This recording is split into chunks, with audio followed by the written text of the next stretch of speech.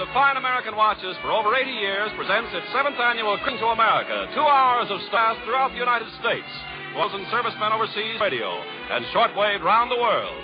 In the next 2 hours, the Elgin Watch Company and the Elgin Jewelers bring you Don Amici, Lawrence Melchior, Al Jolson, Jack Kirkwood, Joe Stafford, Danny Thomas, Red Engel, Edgar Bergen with Charlie McCarthy and Mortimer Snurd, Sandra Bacova, Cass Daly, Ozzie and Harriet, and with the Elgin Orchestra and Chorus under the direction of Robert Armbruster. And as a special feature of this gala holiday program, the Elgin Watch is proud to present for the first Henry Van Dyke's magnificent Christmas story, The Other Wise Man. I'm Ken Carpenter, and here's your host for the full 2 hours, Don Amici.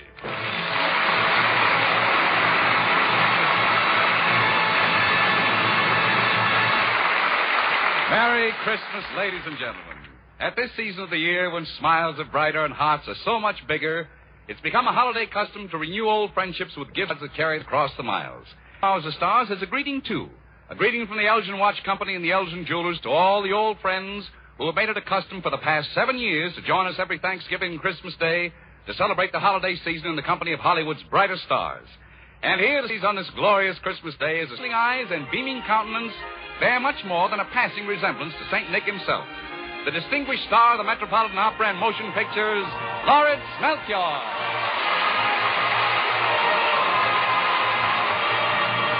Hazy time of holiday, the dawn folly, love and love, these things begun for and folly.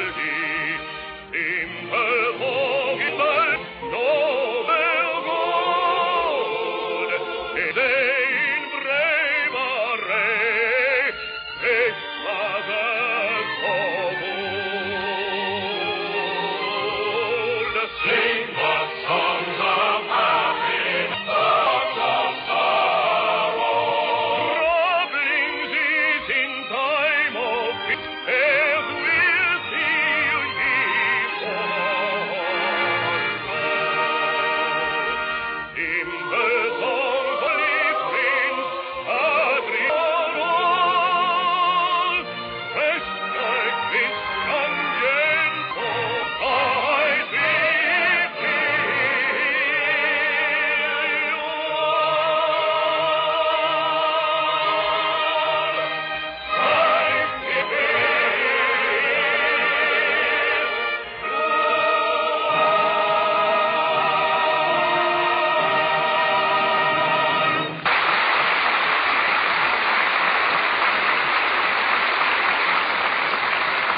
Ah, that is wonderful. Well, Lawrence, you're really remarkable. Last week you were singing at the Metropolitan Opera, and next week you'll be off to South Africa on a hunting trip.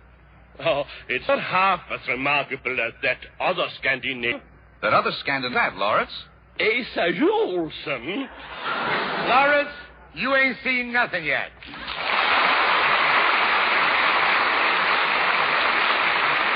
Mr. Melchior, Mr. Yolson. You know, Asa, we meet, I expect to see a much older man. Lawrence, you marry Parks. A lot of people have made that same mistake, you know. Well, Al, you couldn't look any younger than you do in Look magazine's picture in the current issue of All the Stars here today on the Elgin Show. Of course, you could stand a little more hair. Don, the day Look took that very unusual picture, I shaved a little too high. Can you imagine all those stars in one picture? Yes, Look estimated they represented $4 million in talent. $4 million in talent that Elgin gives to the radio listener as its Christmas gift. Oh, that's wonderful, Don. Think they'd rather have the money? You know, this is the first time I've been in Look in such a group picture. Lawrence, any picture of you is a group picture. Asa, that's not true. That now. Yeah, that's right, Al. How much have you lost, Lawrence? I don't know. They haven't finished surveying yet. Surveying, well, you take care of your... Oh, I am. Sometime I think like Al Jolson. I have been rehearsing. I walk a million miles for one of your smiles to my man.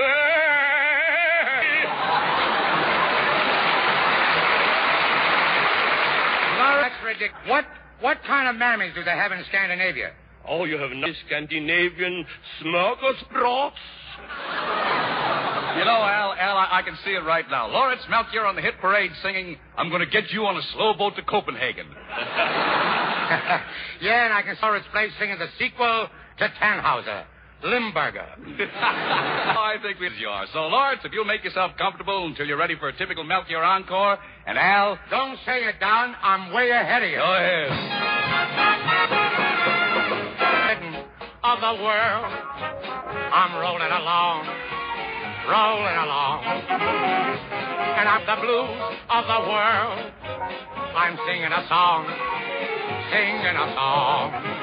Glory, hallelujah, I just told the parson, hey, Pa, get ready to call. Just like Humpty Dumpty going to fall. And I'm sitting on top of it, I'm rolling along. Don't worry, I'm getting my share. Only got one suit, that's all I can wear. A bundle of money don't make me feel gay. A sweet little honey is making me sad. Sitting on top of her, I'm rolling along. And I'm quitting the blues of the world. I'm singing a song. Glory, hallelujah, I just told the parson, ready to call. Just like Humpty Dumpty, I'm going to fall. And I'm sitting on top of the world, rolling along.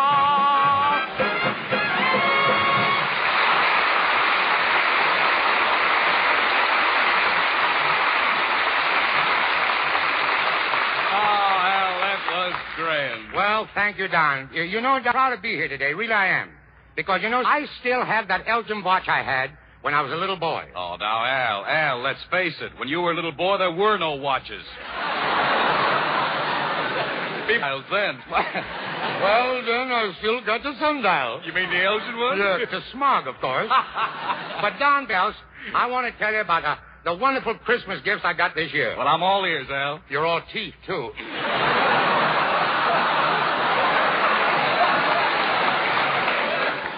That was my own gag. But anyway. Don, honestly, you should have seen what Eddie Cantor sent me. A money clip. Well, that was useful. Yeah, but up till now I've been using bookends, And he's telling the truth, Yeah. too. Don, I really appreciate everything I got from Santa Claus. Or I can say for some people. Yeah, why is that, Al? Well, they've been spoiled by the radio, Don. Who wants us midnight for a giveaway program? Well, Al, I'm glad to see you've got the spirit of Christmas. Yes, Don, and Santa must have thought so, too. Because last night, as soon as I got in bed, plugged in my electric nightshirt.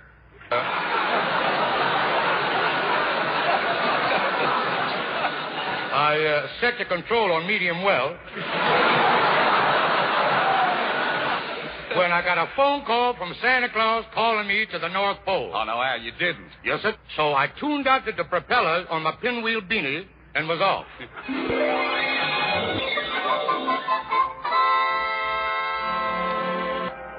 When I landed at the North Pole, that's the only pole people believe in anymore, I went right to Santa's, too late. I just tell him. Well, anyway, I went right to Santa's prefab igloo, rang the bell.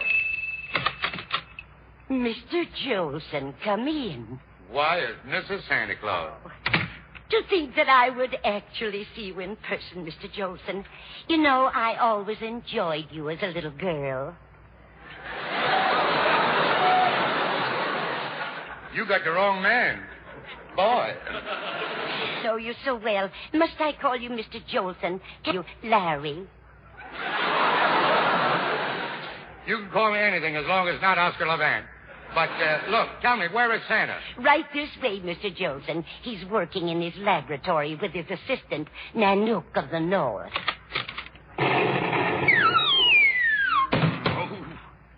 I'd like to get my hand on that kid that ordered uranium bubble gum. Santa Claus, remember me? It's Jolie. You sent for me. Why, of course. Merry Christmas, Al. Merry Christmas. Al, I'd like you to meet my assistant here, Nanook of the North. Nanook, this is Al Jolson. Hello, Nanook. Ugh. Nanook fan. Oh, I see.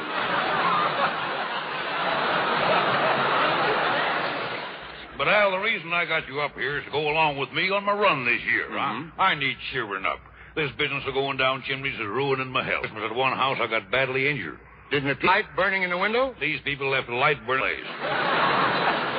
Well, all I can say is, Santa, chin up. I don't go down chin up. And what have I got to look forward to after it's all over? Coming back to the North Pole. Why, I've been living among the whales so long, I'm beginning to look like them. Yeah, you do look a bit blubbery. But you always have your wife and the Nook and your reindeer, Santa. My reindeer. Al, ever since Disney sent them that offer from they've gone Hollywood. Yeah? They don't want to be called Dancer, Prancer, and Blitzen anymore. What do they want to be called? The body, the legs, and the tail. But they're waiting outside for us, Al. Let's go. Hop in the sleigh, Al. I'm in. And here we go.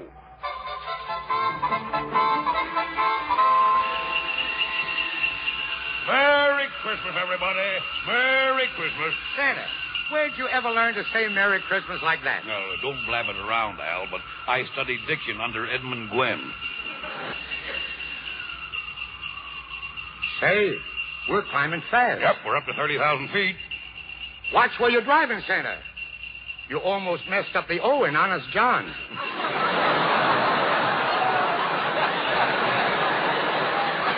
Look down below us, Al. That's Washy. I can give him. Drive on, Santa. Harry already's got his present. Wait a minute, Santa. Isn't that Hollywood down there? That's right, Al. How'd you recognize it? Oh, that's easy, Santa. Hollywood's a small town entirely surrounded by Luella Parsons. I'll cruise at 100 feet, Al, when I caught the presents down the window. Okay, Santa, shoot. Right. Shoot. Artie Shaw. Portable Justice of the Peace. Errol Flynn. With built-in bail bond. Rita Hayworth. Bowling ball. She's got the alley. I had a little something for Bob Hope, but he's over in Germany tonight, entertaining servicemen with Irving Berlin. Yeah, that's the only Berlin the Russians aren't trying to get their hands on. But, Santa, suppose they got their hands on Hope. Imagine how everyone would feel. Oh, I don't know, just lucky, I guess. Say, Santa, there's my house down there. Would you mind dropping me off? Okay, we're coming in for a landing, Al. Which... Well, you see that one down there on the park? Yeah. And that one down there on the intersection? Yeah. Well, mine's the one down on one. Well, here you are, Al. But before you go, I want to give you... Al, I'd like to give you something that you haven't got. Well, let's see now. You're rich, family, fame, a good job, good health. You know, Al, it'd be simpler if you gave me something.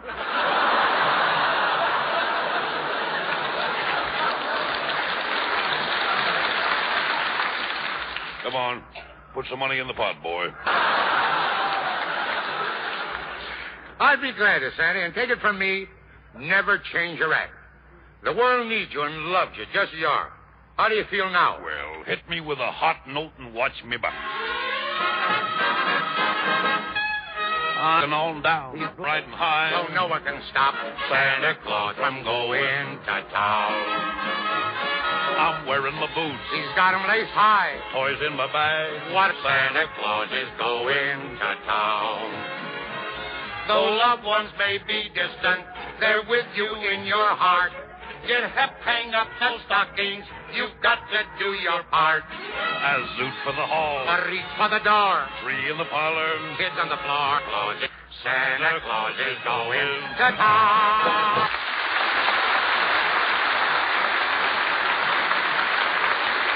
Thank you, Al Jolson and Jack Kirkwood.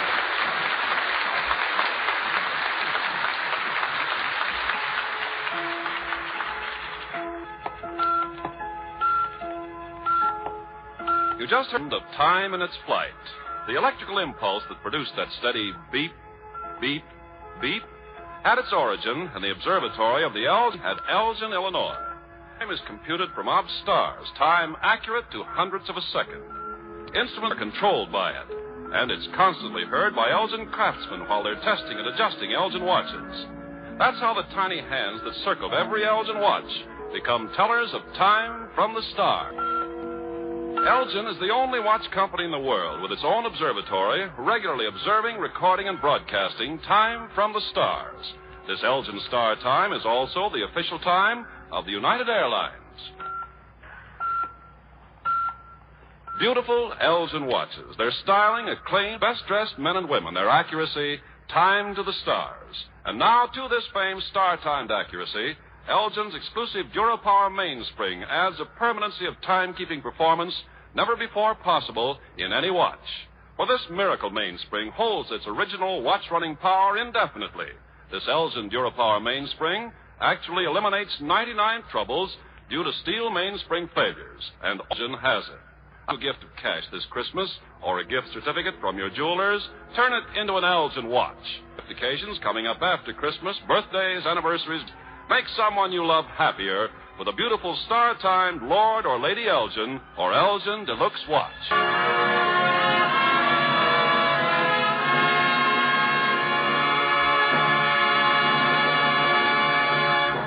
On this day, when the red-ribboned holly wreath of the eggnog bowl in the living room and the lighted Christmas tree in the window, so many homes bids friends and neighbors welcome. And the Elgin proud to welcome to 2 Hours of Stars for the first time the lovable young entertainer who has won his way into the hearts of so many people, Danny Thomas.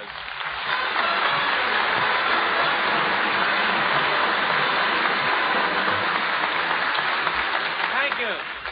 Thank you very much, Don. It was very nice. And to show my appreciation to the Elgin Watch Company and the Elgin Jewelers for asking me here, from now on, every Christmas, I'm going to buy my friend... Elgin watches?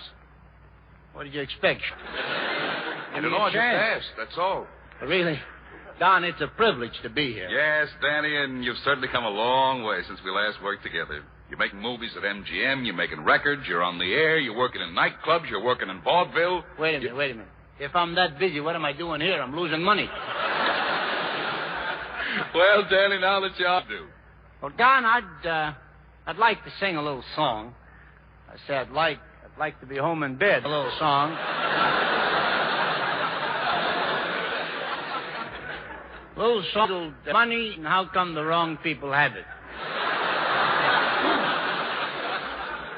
Be a bad day to start a revolution, so I don't think I will. A lot of people ask me, Don, a lot of people say you work in nightclubs, work in pictures. Why don't you take some time off? You're killing yourself. And I have a very good answer. You see, I need the money. I really do. I live in Beverly Hills, California. Now, that means nothing to a lot of people around the good old USA.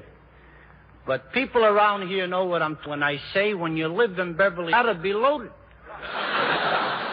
You know the old saying, you can't take it with you? The hills, they'll give you odds.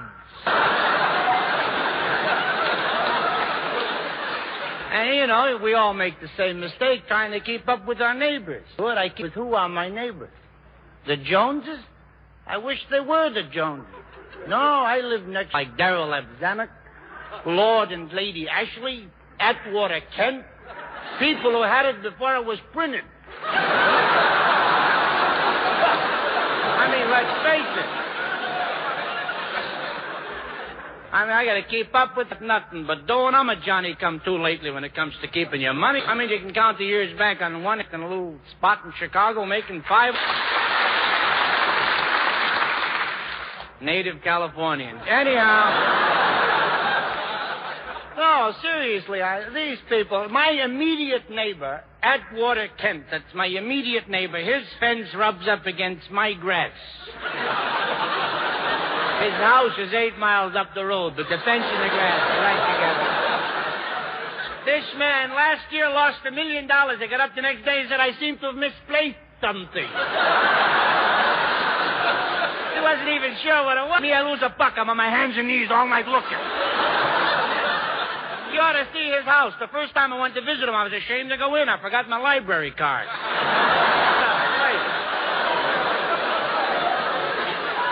I want to tell you, I mean, let's be honest about this thing. I got a small little lot, about feet or so.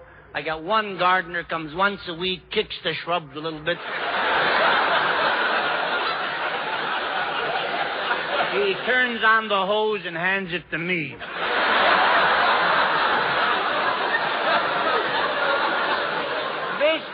has a brigade of gardeners. He has 2 gardeners who do nothing all day but water the carnation. 2 gardeners who do nothing all day but water the azaleas. He has 2 gardeners who do nothing all day but water each other. I never saw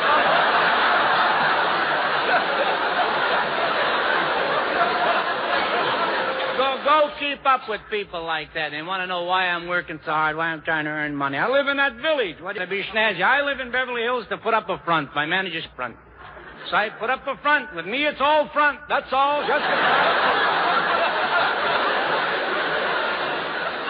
It's really brutal, and I don't belong in Beverly Hills. I'm not only a misfit, but social. Where do I fit in with Beverly Hills people? I was raised on the north side of Toledo, Ohio. I want to tell you something. Any kid on our street with teeth was a sissy. That's all I can say. I tell you, I swear I mean it. When a kid raised his hand in our school, the rumor had a gun in his back.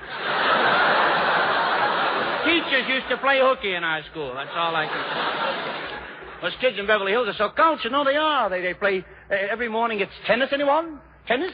And badminton.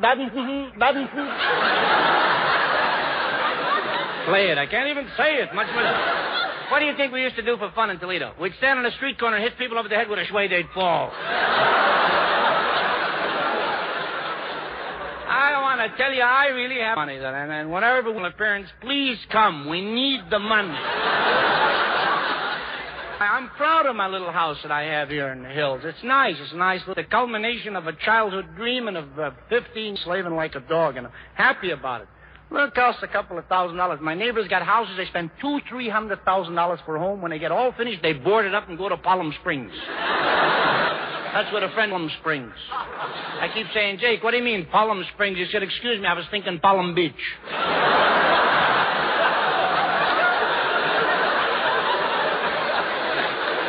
They look for places to drop the money around here. They go into Anita. Have you been there?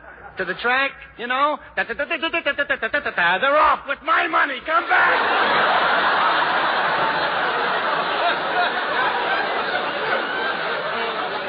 Or they go to Del Mar. Del Mar, have you been there on the Pacific Shore where the turf meets the surf?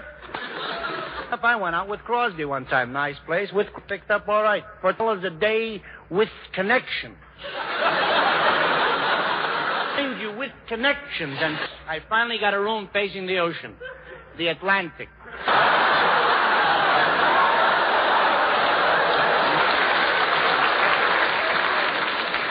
It's a good thing my brother lives with us in Beverly Hills. He's unemployed. If it wasn't for that check, we'd all starve to death.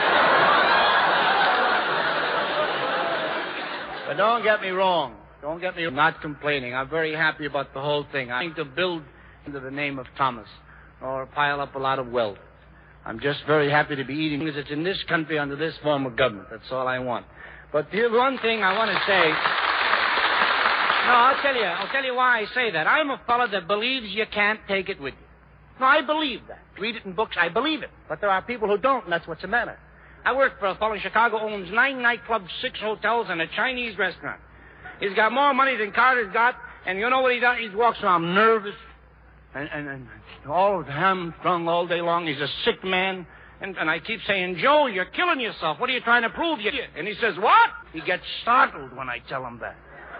He says, if I can't take it with me, I won't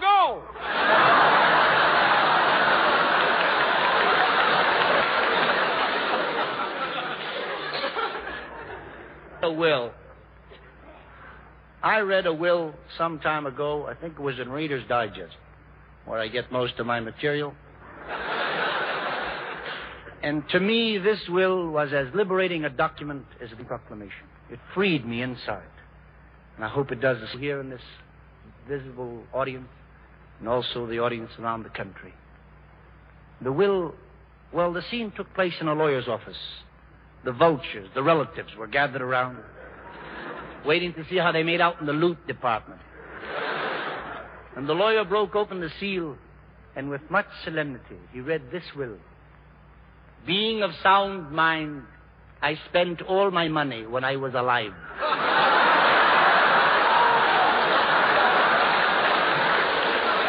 Well, I guess I could stand here for 3 days, but we don't have that kind of time. Just talking about the dear old loot. But I can best express my views on money with this song. that you'll soon be hearing if you happen to purchase an MGM album of mine. And it's a song Harry Seelan and Carmen Dragon, and with Brother Arm Brewster and my accompanist Walter Pop at the piano. This is the way it's going to sound.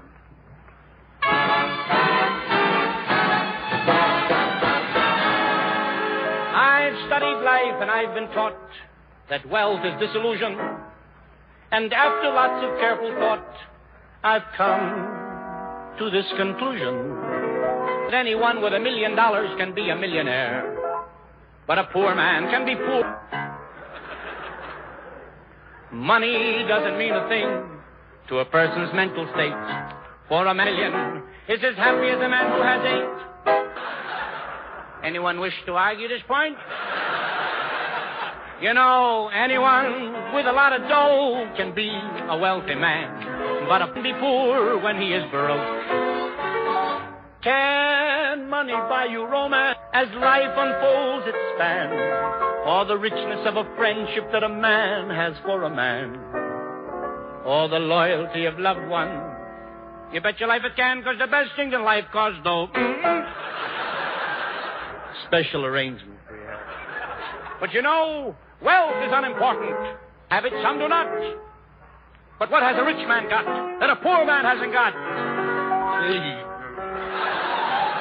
Fancy cars and well-stocked bars and stocks and jewels and swimming pools and big estates and private. Too fast. Too fast. Marble tubs and daily rubs and railroad nights. Too fast, kid. These daily rubs and railroad nights are so much too fast. Wait for me. Hey! Hey! How did the Hungarians get into this all of a sudden? You ought to know better than rehearsing all morning. I decided it was too slow. Excuse me. What can I say? He's got a stick in his hand. He decided. I must tell you a wonderful story, Bob. You just reminded me of it. A fellow walked into a doctor's office, and he was quivering and shivering and shaking all over and talking something like this, you see? And the doctor said, "My man, this is horrible. What could cause such a thing?" And the fellow said, "I don't know, Doc. Maybe it's my job. You see, I got a job sorting oranges." The doctor said, "You sort oranges? Tell me about it." The fellow said, "Why, you see, Doc, it's like the oranges come down a ramp, you see? And I take the big oranges and I put them in that box, and I take the little ones and I put them in that box, and the conventional size I put in a basket for shipping, and the rotten ones I throw in the can. All day long it's decisions, decisions, decisions."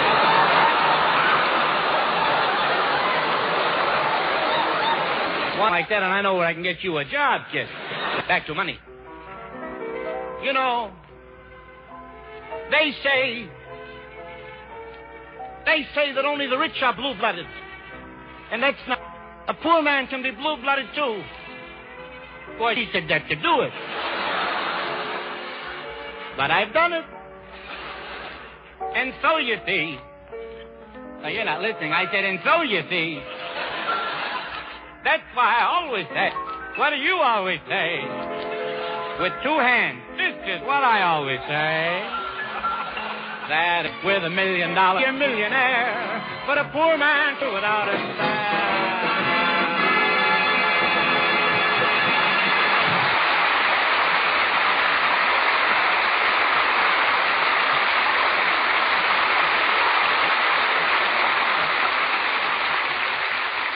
Thank you, Danny Thomas.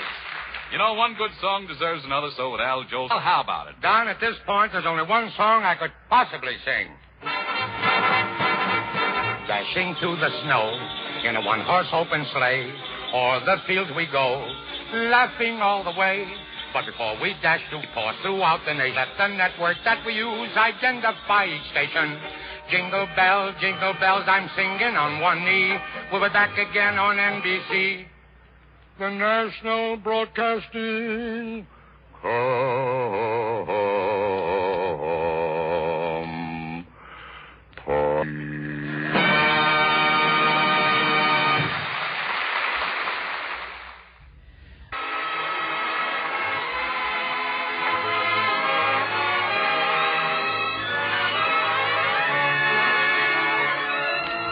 2 hours of stars, the Elgin Watch Company's 7th annual 2-hour Christmas Day greeting to the nation continues with Don Amici, Lawrence Melchior, Al Jolson, Jack Kirkwood, Joe Stafford, Danny Thomas, Red Ingle, Edgar McCarthy and Mortimer Stern, Sandra Markova, Cass Daly, Ozzie and Harriet, with the Elgin Orchestra and Chorus under the direction of Robert Ambrose. The feature of this program, the Elgin Watch Company is proud to present for the first time on the air Henry Van Dyke's magnificent Christmas story, The Other Wise Man.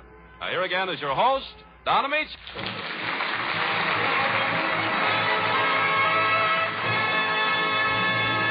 As we near the end of 1948, we can look back on a year that saw many changes. But with it all, one thing always remains the same, the celebration of Christmas. And every street and store, every church and home has its little bit of bread. The Elgin Watch Company and the Elgin Jewelers are happy to have with us on 2 Hours of Stars the distinguished violin virtuoso, Red Ingalls. Red, that's quite an outfit you're featuring this afternoon. Who designed it, the California Bank? No, it's called an overstuffed dress suit. I had it cut down from an old Morris chair. This is the smock I wear at Ciro's. Ciro's? Red, what's the flagears doing in a place like Ciro's? Slumming, Don, just slumming. Oh. And please don't call my orchestra the Natural Seven. How do you happen to call them the Natural Seven? Won them in a crap game. You know that ever to use them? Yeah, that's a fine group for a girl like Joe stuck with. Oh, I love them. Well, Joe, I suppose you really should. After all, it was the combination of you and Red Engel that was responsible for that wonderful takeoff on Temptation you recorded. Yeah, Don, with Joe and Red reunited here on 2 Hours of Stars, I'd like to hear it again. Ken, without even questioning your motive, I'll buy that. Well, just give us time to slip into our Levi's and sunbonnet, Don, and off we'll go. Rosin on the bow, and here we go. Sweet little darling, why you look so good tonight? There's white around your eyeballs and not a bag in sight. Well, ever this away it came. My eyes was aglow the minute I knowed the Elgin head ticked, alluring me on. My heart is plumb gone. It was an Elgin. My face it was smiling at its spark styling. And then I started to sing that Dura Power Mainsprings rust proof. Yes, free from all rust. I never would fuss with them repair bills. And it were mine. Here's my wrist. Strap her on tight. Yes, strap her on tight. And I won't even take that Elgin off at night. It's made me a slave, just a dad-burned slave. And I'm gonna wear it, cause it's an Elgin. And I'm a red-hot flame. Elgin!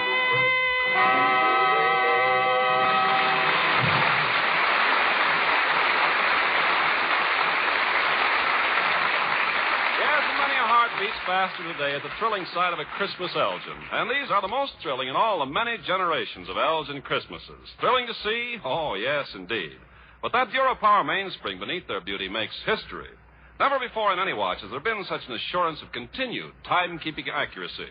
For Elgin's Dura Power mainspring actually eliminates 99% of all repairs due to steel mainspring failures.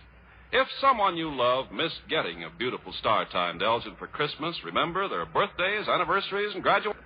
Something from your jeweler is always something special for these occasions. Make your loved one extra happy with a Lord or Lady Elgin or Elgin Deluxe watch.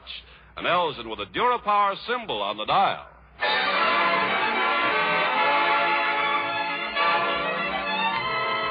There's a rumor going around radio, and it's pretty authentic. Following their broadcast tomorrow afternoon, Edgar Bergen and Charlie McCarthy will be taking a short vacation from radio. I don't know whose idea it was. I'm sure Charlie didn't talk Edgar into it. But in any case, the Elgin Watch Company knew Christmas wouldn't be. So here they are, Edgar Bergen and Charlie McCarthy.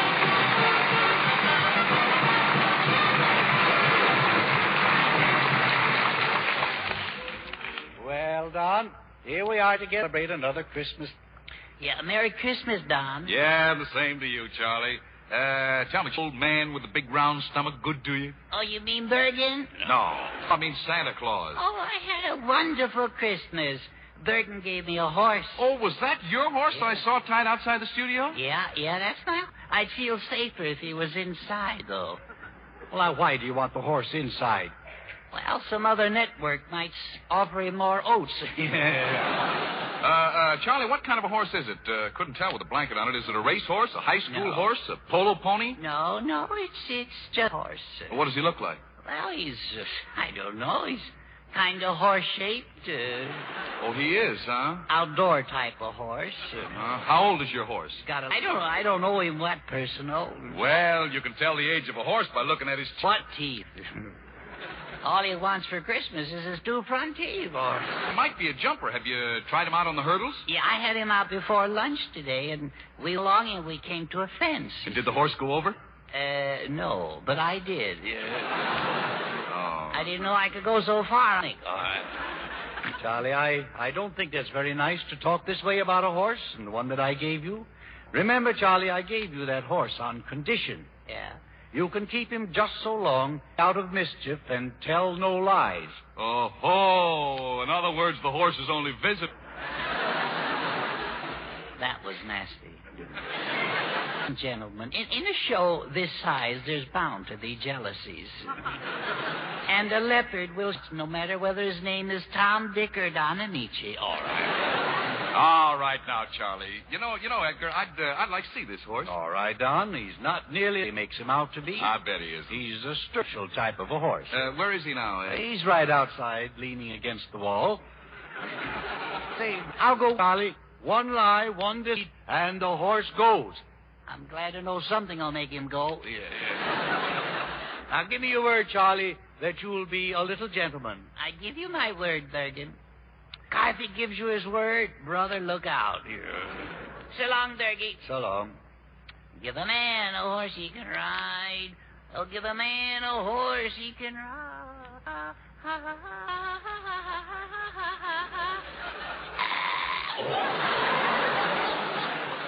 What's the matter, son? Can't you get that horse over the hurdle?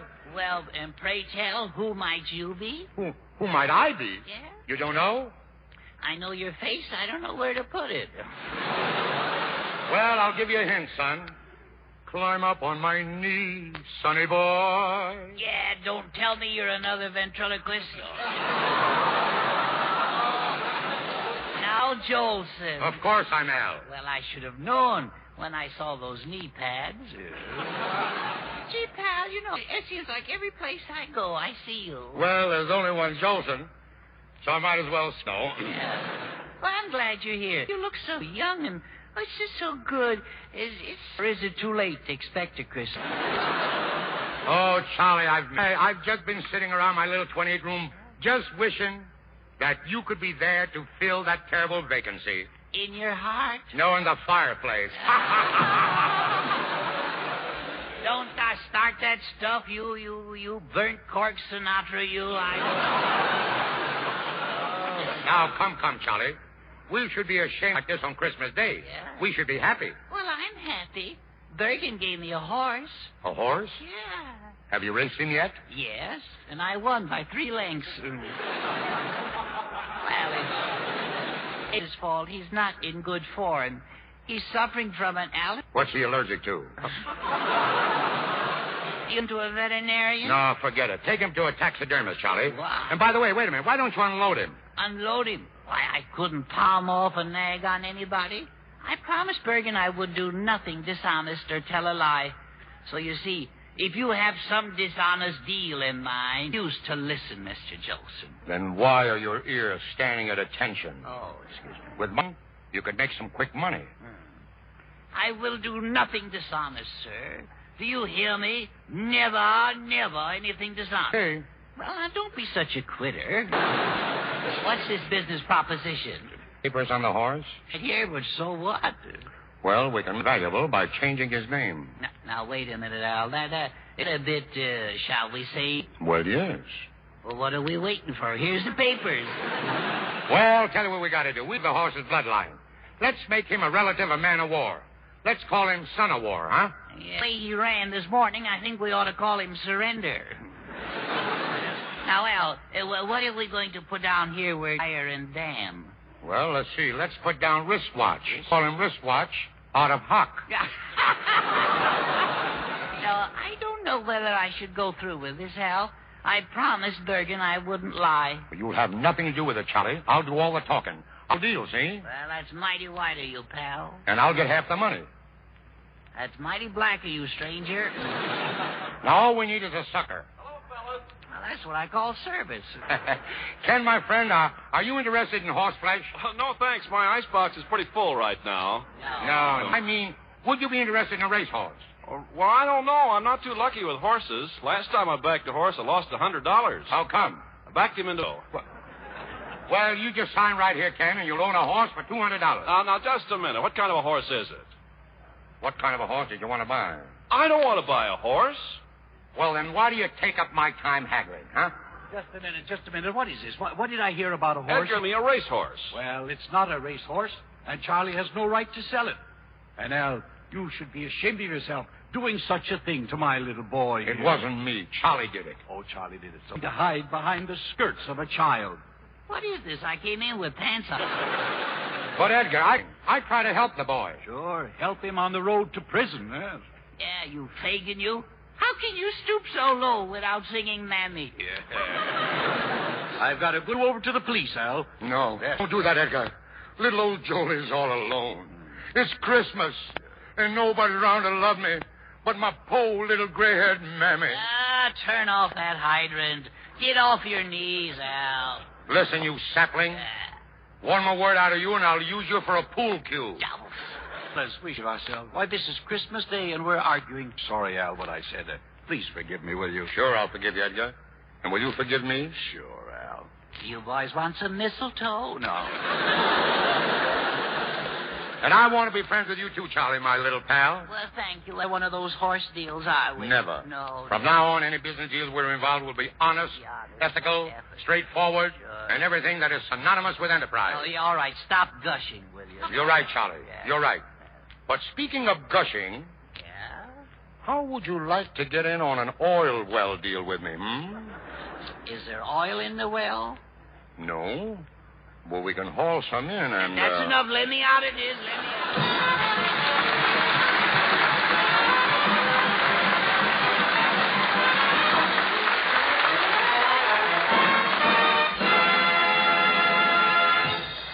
Elgin thanks you, Edgar Bergen and Al Jolson. You know, it's only natural that at this time of the year songs dedicated to the depiction of frost on the window and snow on the ground. Joe Stafford manages to take them all in her stride. It calls for quite out here, doesn't it, Joe? Oh, not necessarily, Don. After all, it's not so much what's on the ground at Christmas as what kind of spirit's in the air.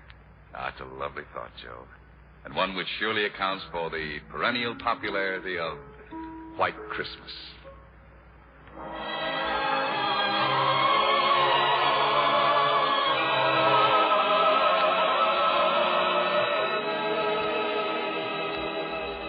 I'm dreaming of a white Christmas, just like the ones I used to know, where the treetops glisten and children sing to their sleigh bells.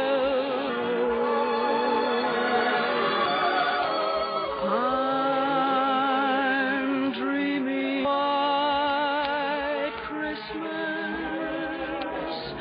with every Christmas card I write. May your days be merry and bright, and may all your Christmases be white. I'm dreaming of a white Christmas with every Christmas. May your days be merry, and may all your Christmases be white.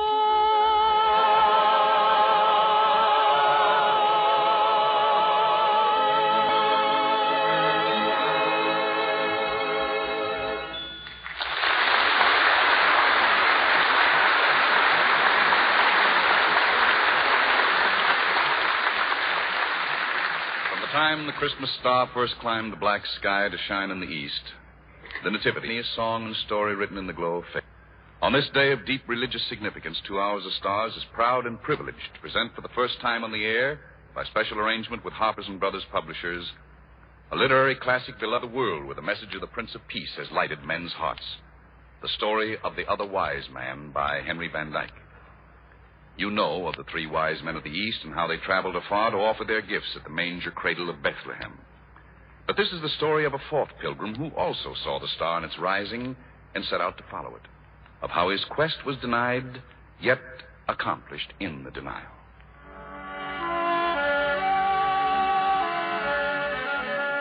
In the days when Augustus Caesar was master of many Jerusalem, there lived in the city of Ecbatana, among the mountains of Persia, a certain man named...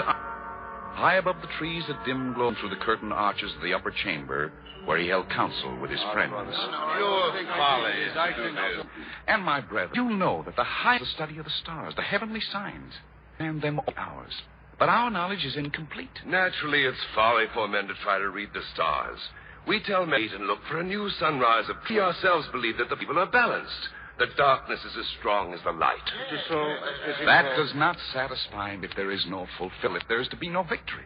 Our own teaches better things, see. That a great light shall rise on the world and conquer darkness. It has been written that new light and new truth will come through the old symbols. From the sacred books that are held in high honor by our kings and our Persian people, there has come such a light.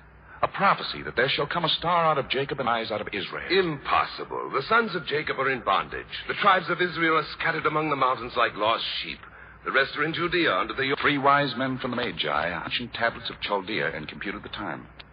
It is our belief that the star will shine tonight. This is only a legend. My 3 friends are watching now at the temple of Borsippa. I am watching here.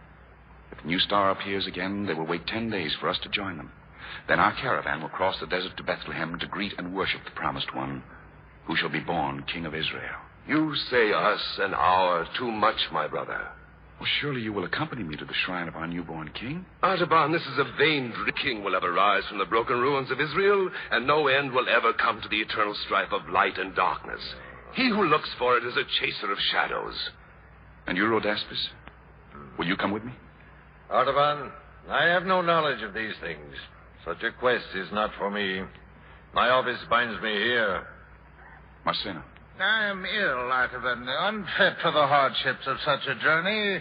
But I have a servant I will send with you to bring me word how you fare. No. No, then I shall travel alone. I've sold my house and my possessions and purchased these gifts to carry to the king. Gifts, my son? These 3 royal jewels. A sapphire, blue as a fragment of the night sky. A ruby, redder than a ray of sunrise. A pearl, pure as the peak of a snow mountain at twilight. They are indeed, Judah King. Artaban, my son, if your star is a true sign, it will lead you to a new light. If it be only a shadow, you will have a long pilgrimage and an empty search. Yet it is better to follow even the shadow of the best than to have your soul remain in discontent. Aye, but my heart goes with you on your pilgrimage. Go in peace.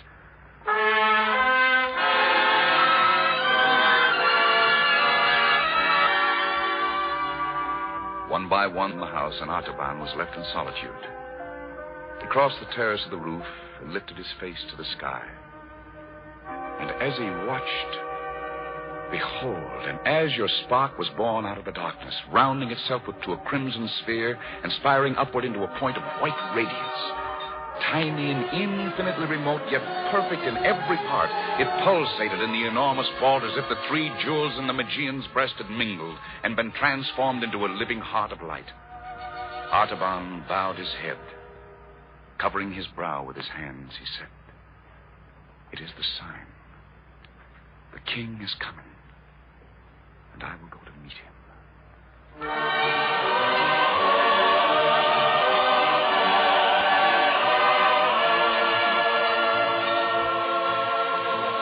Long begun to mount the heavens, the other wise man was riding swiftly along the brown slopes of Mount Orontes, across the plain and through the swirling floods of the Tigris. Swift hooves beat their spirited music, eager to conquer space journey. It was day, it was night, it was day again, and on and on. It was still a 3-hour journey to the Temple of Borsippa, where he was to join the 3 wise men at midnight, when... Suddenly, his horse faltered. Then, ears alert, head low, quivering in every muscle, she stopped. Before them, half hidden in the shadow of a palm tree, lay a man. The pallid skin, dry and yellowed as parchment, bore the mark of a deadly fever. Only Phantom closed convulsively on the Magian's flowing robes, holding him fast. Ataban's heart leaped to his throat, not with fear, but with a dumb resentment at the importunity of this blind delay. What claim had this unknown fragment of human life upon his compassion? If he lingered but for an hour, he could hardly reach the Temple of Borsippa at the appointed time. The 3 wise men, what should he risk the great reward for the sake of a single deed of human love? For a moment. Then, his heart filled with compassion, he dismounted. For hours he sat by the sick man, bringing him water from the pool nearby, moistening his fevered brow, administering the potent medicine he carried, until at last the man's strength returned.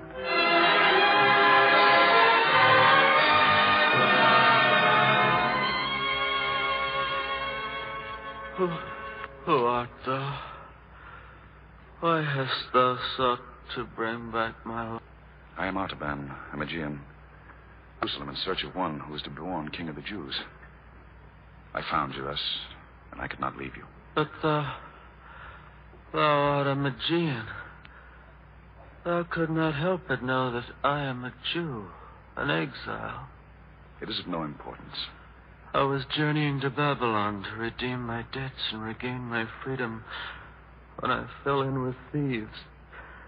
They stripped me of all my goods and left me to die. Oh, why did thou save me? I'm better off dead. You're still young.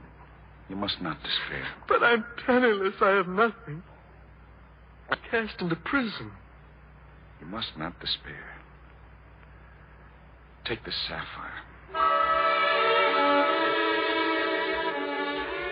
A sapphire. Blue as a fragment of the night sky. It is yours. Use it to rebuild your life and regain your faith in God. And listen. I'll deliver thee in safety. Thou hast pity on the sick.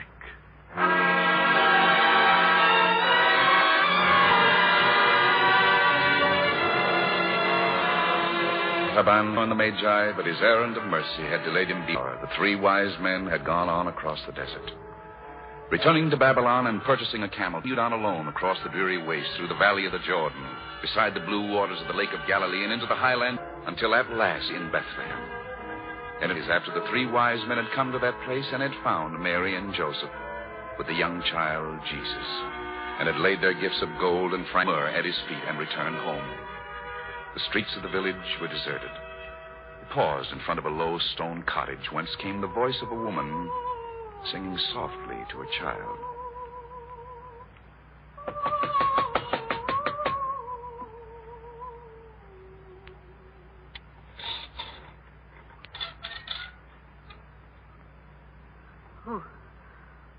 Who are you? Be not afraid. I only wish to ask you if you have seen 3 men dressed in the clothes of the Magi who came here some days ago. Yes, there came 3 travelers nearly a week past. They said they followed a star. They are the ones. Where is the place they sought?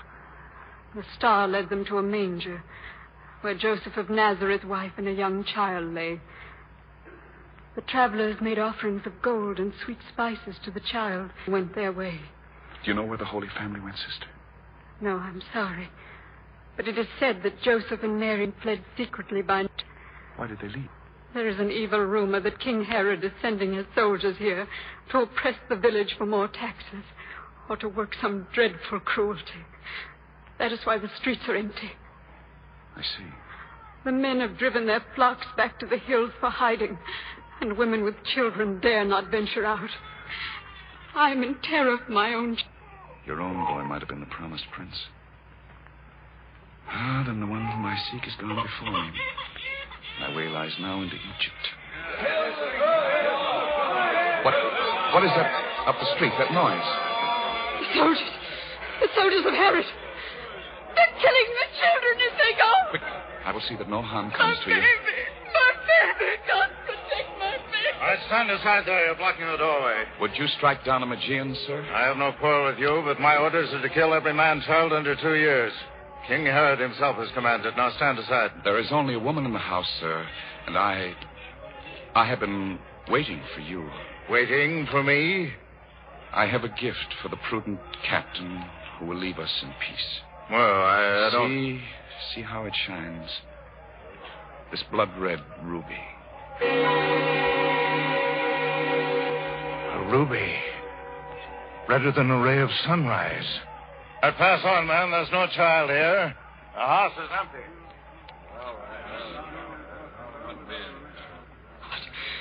You saved my babies. Good me. 2 of my jewels are gone. I have spent for man what I set apart for God. Shall I ever now be worthy to look upon the face of the king? Because thou hast saved the life of my... May the Lord bless you. Make his face to shine upon you and be gracious unto you. Lift up the light of his countenance upon you and be...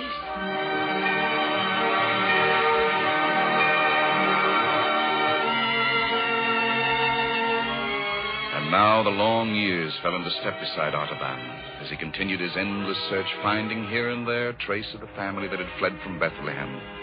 Traces that vanished before him as footprints on the hard sand that glistened for a moment and then disappeared.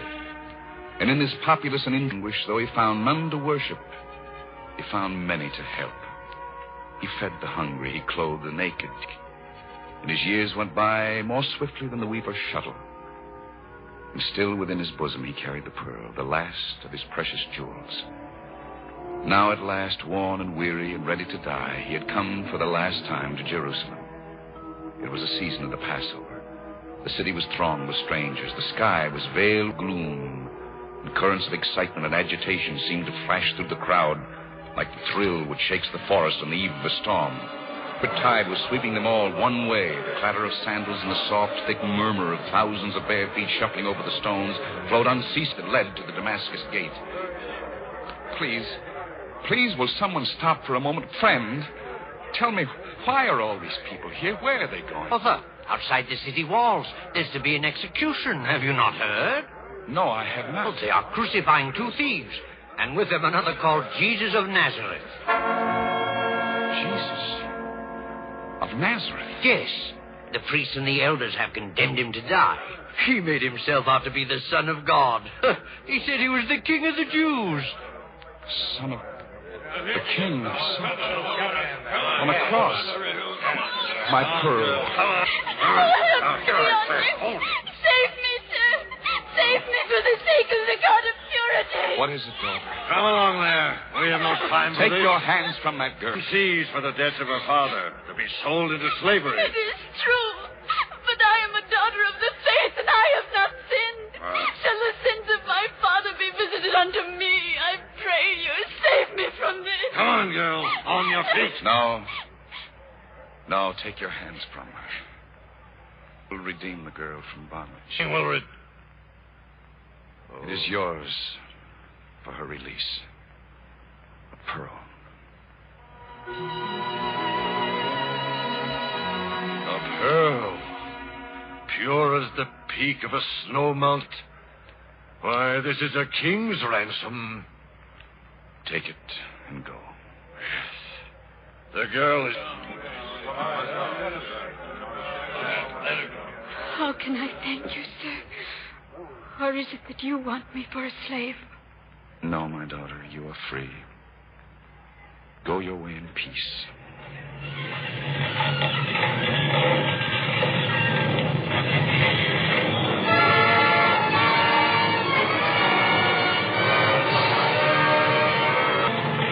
Artaban spoke, the darkness of the sky thickened, shuddering tremors ran through the earth, heaving convulsively as though strife.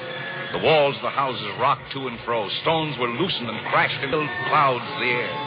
The people fled in terror. Every tile shaken from the roof of the temple fell and struck the old man, hurling him to the ground. Artaban lay breathless and pale, with his head resting on the young girl's shoulder. As she bent over him, there came a voice through the twilight, very soft and still, music sounding from a distance, in which the notes are clear, but the words are lost. The girl turned to see if someone had spoken from the window above them, but she saw no one.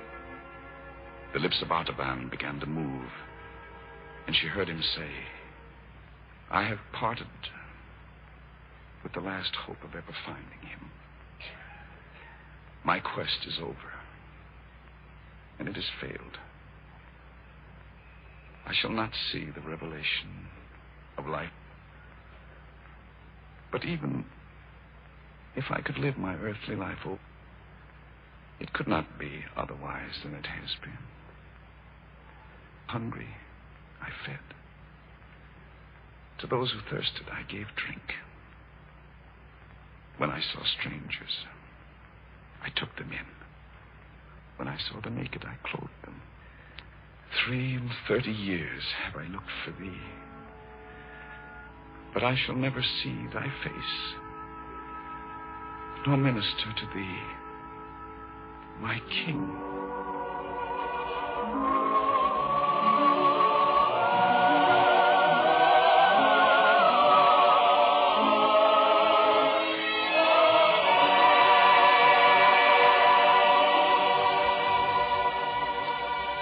Verily I say unto thee, inasmuch as thou hast done it unto one of the least of these my brethren, thou hast done it unto me.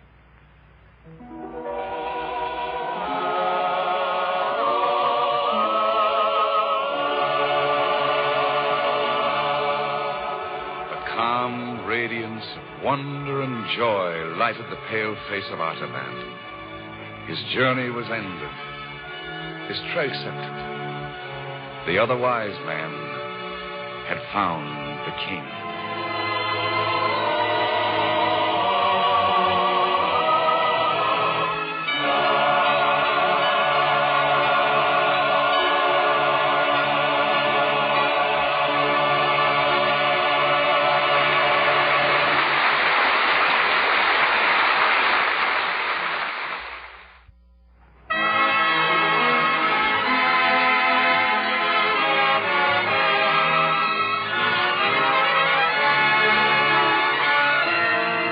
The Elgin Watch Company and the Elgin Jewelers' 7th annual 2-hour Christmas Day greeting to America, our hospitalized veterans and servicemen overseas around the world continues with Don Amici, Edgar Bergen and Mortimer Snerd, Sandra Bekova, Cass Daly, Danny Thomas, Al Jolson, Jack Kirkwood, Lawrence Melchior, Ozzie and Harriet, Red Ingle, and the Elgin Orchestra and Chorus. And here again is your host for these 2 hours of stars, Don Amici.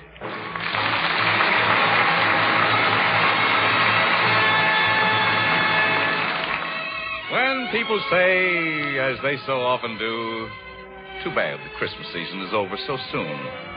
It's too bad the spirit dies with the setting sun. I like to think of Angelo Patri's answer. There is no end to Christmas. For there is loving kindness, goodwill toward men, beauty and triumph hidden in the quiet light where, behind the set faces, beneath the still services of so many ordinary seeming folk, mothers and fathers, doctors and clergymen, laborers and teachers, there is the fire of sacrifice. There is love, devotion to duty, and a vision of beauty that keeps Christmas all year round. Christmas is a time for song. A wonderful day when music fills the air. The Elgin Watch Company is very happy to be able to present a young lady whose voice seems to impart so much of that warmth and friendly good cheer we associate with the Yuletide. Miss Jo Stafford.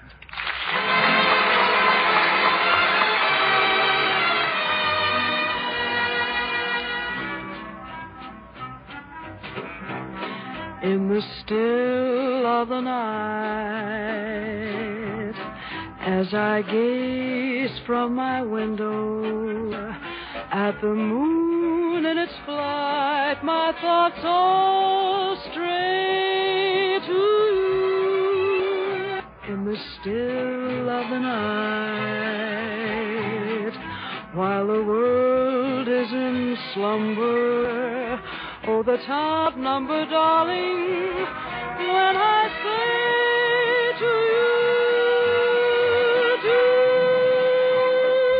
you love me as I love you?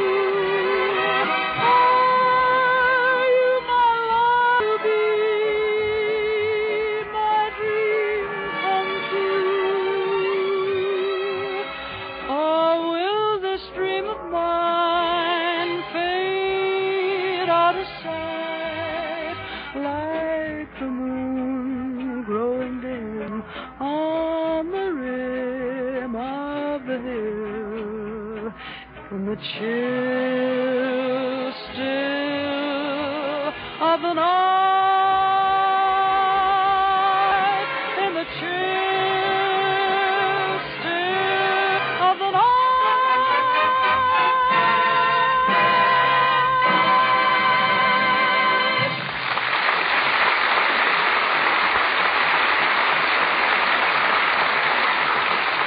Ah, that is beautiful, Joseph. On this day that means so much to all of us, the Elgin Watch Company and the Elgin Jewelers are happy to have with us again on our Christmas Day 2 Hours of Stars, Edgar Bergen, especially when he's accompanied by Mortimer.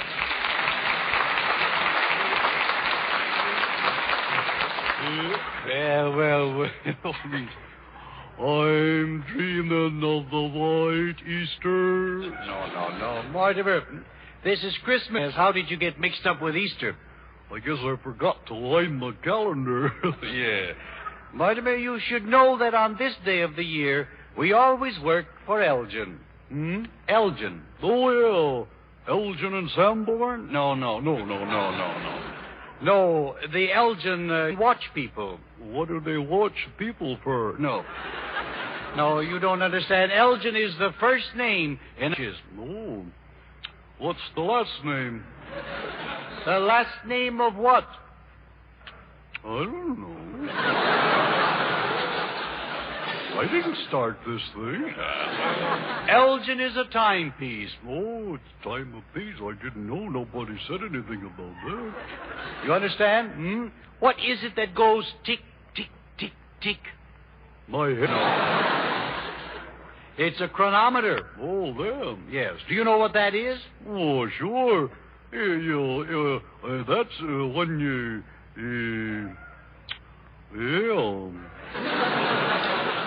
what was the question?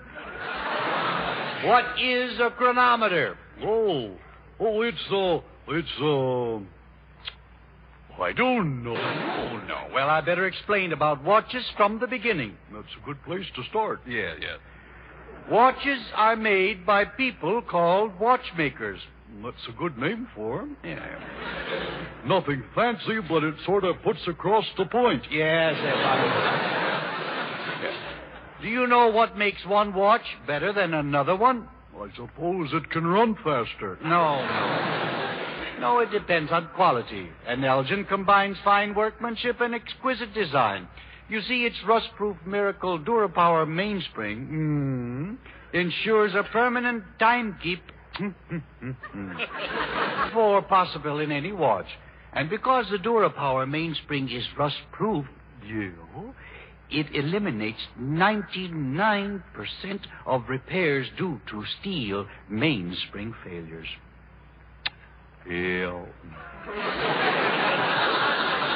Well, that's the way it goes.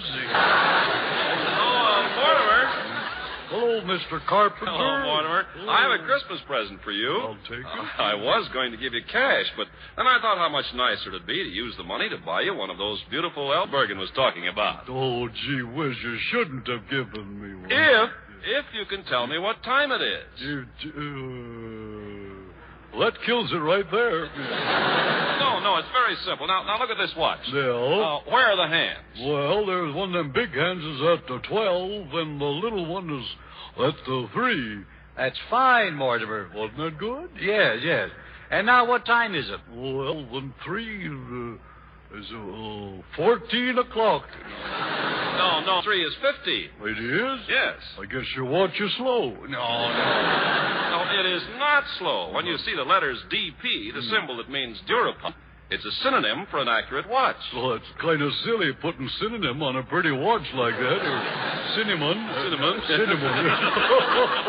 I loused up my own joke. I guess I'll hear about that. Yeah. Mortimer, you've embarrassed me. I'm ashamed of myself. Yeah. Yes. You mean you've never learned to tell time? Well, I used to, but I gave it up. Why? Well, because it took me so much time to tell time that by that time, it was some other time. That's enough, all right.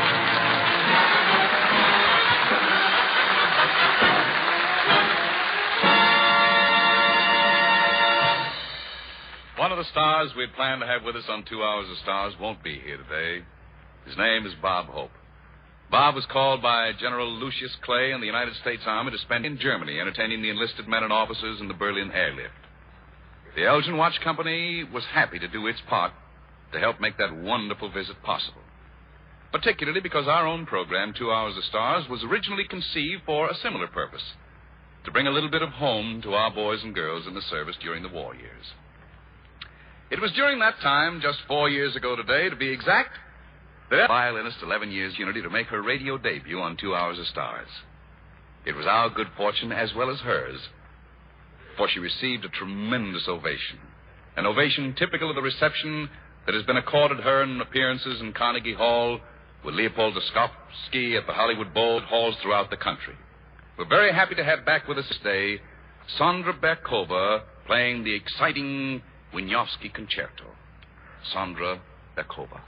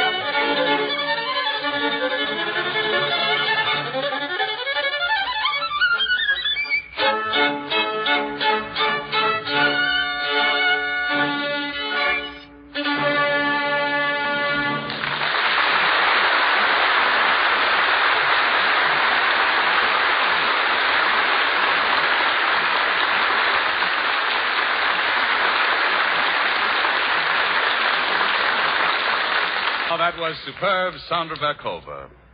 One of Christmas joys can be shared by everyone.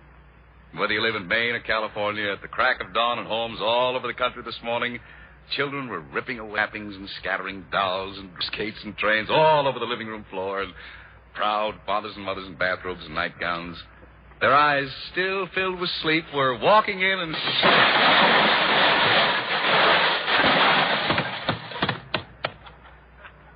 Doggone, slip on those ropes.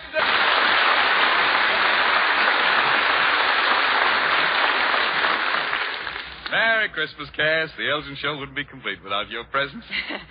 Presents? How do you like that? I just got here and he's looking for presents. Johnsy, boy, I'm your Christmas present.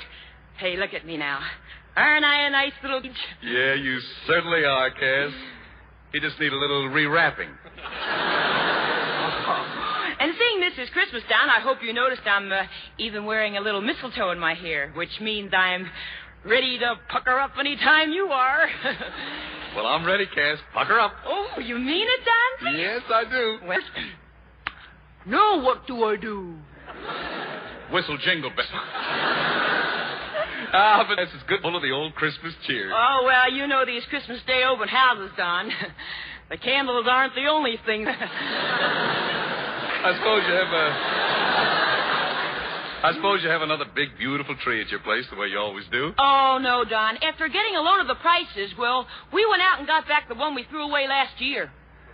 But how could you decorate such an old Christmas tree? Oh, it wasn't easy gluing all those needles back on.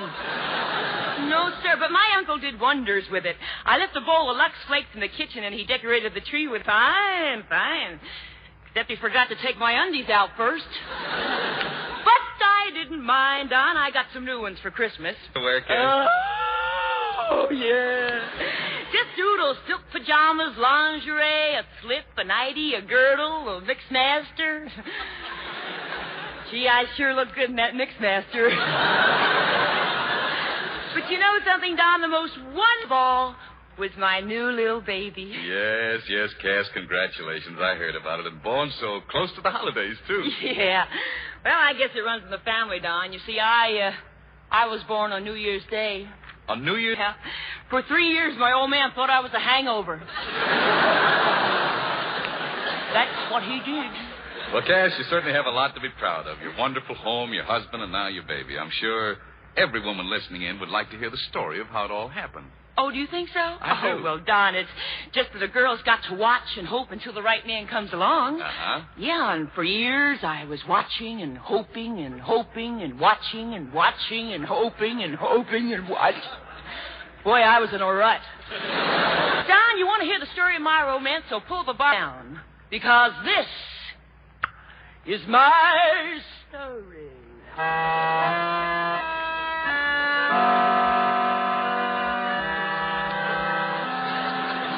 The romance, the true life story that asks the question, can a girl from a small salmon canning town find happiness after falling into the canning machine and getting...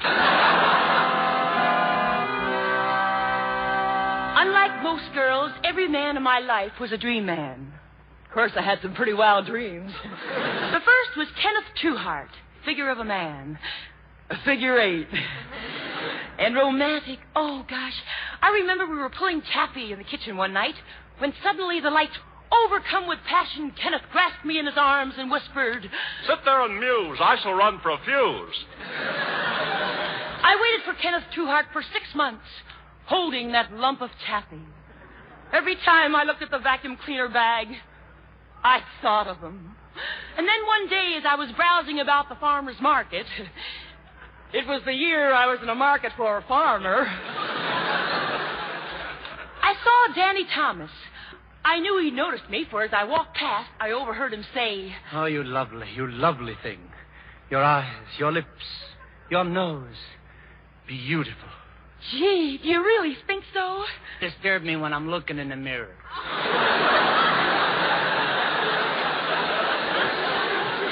Overcome with admiration, I said, I heard you sing in the motion picture, The Big City. Oh, yes.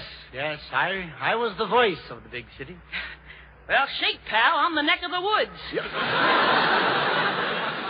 Had I known I was going to meet you today, I would have dressed differently. Oh, really? What would you have worn? A blindfold.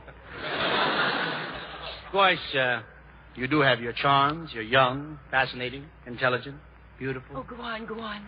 You can tell me like this things forever. Yeah, that's what you think. Someday the show may be televised.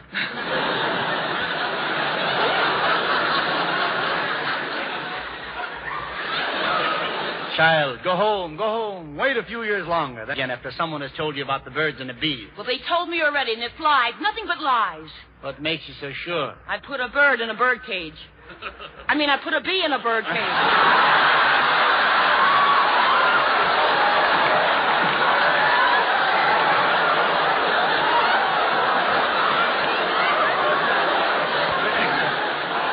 Besides the wrong word in your script, someone put a bat in your belt.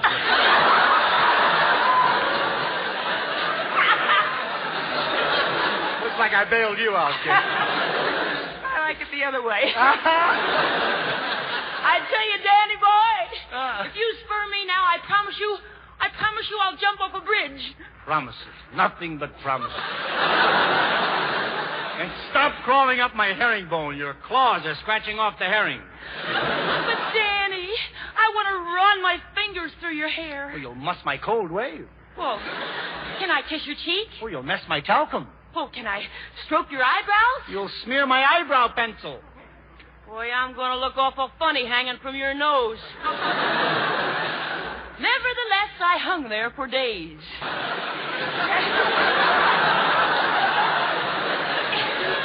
It was while hanging there that I met Jack Kirkwood. I knew the moment I saw him that he was a leader among men. The type that was always out in front. I also knew that Jack was really interested in me when he took me in his arms and whispered... How come you're not wrestling tonight, honey? Me? Well, why should I be wrestling? You mean you're not gorgeous, George? Go on, Jack. I'll bet you tell that to all the girls. Girls, honey? Why, you're still a child. Well, I was actually 30 at the time, but my bow legs kept me close to the ground. You know, I saw a lot of Jack after that. It was practically impossible to see all of them. Yes, I told him my ambitions in the theater, and he would say to me... You'll make it someday, honey. Look at me. I was determined to fight my way up from the bottom, and now, 30 years later, I'm on the Bob Hope program. Still fighting, huh? Well, Jack, I'm a scrapper, too, so why don't we get together and fight life's battles side by side? No, I might as well tell you, honey, I'm not the man I used to be. In the old days, I was spry. Now he's more like Crisco. Oh, well, but I knew he really loved me the day he looked deep in my eyes and said... You've been working too hard, honey. From now on, you're going to stand around all day in a bathing suit. Jack, you mean you're going to get me a wedding ring and a swimming pool? No, I'm going to get you a job at the car wash. In a flash, I knew I had been betrayed. I was ready to kill him. When suddenly the door was flung open and I heard... It is I, Kenneth Trueheart. I have your fuse.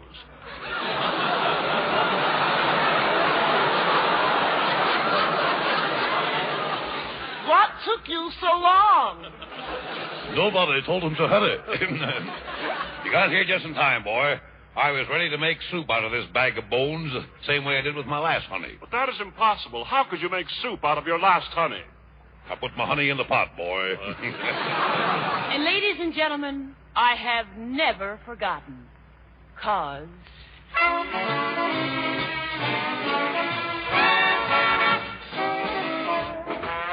Now here's a story with a moral. And all you gals better pay some mind. 'Cause if you find a man worth keeping, be satisfied. Make sure to treat him kind. Because a good man is hard to find. You'll always get the other kind. Just when you think that he's your pal, you turn around and find him messing around some other gal. And then you rave. You even crave to see him laying right in his grave. A man is nice. Take my hug him in the morning. Kiss him every night. Give him plenty loving. Treat him right because a good man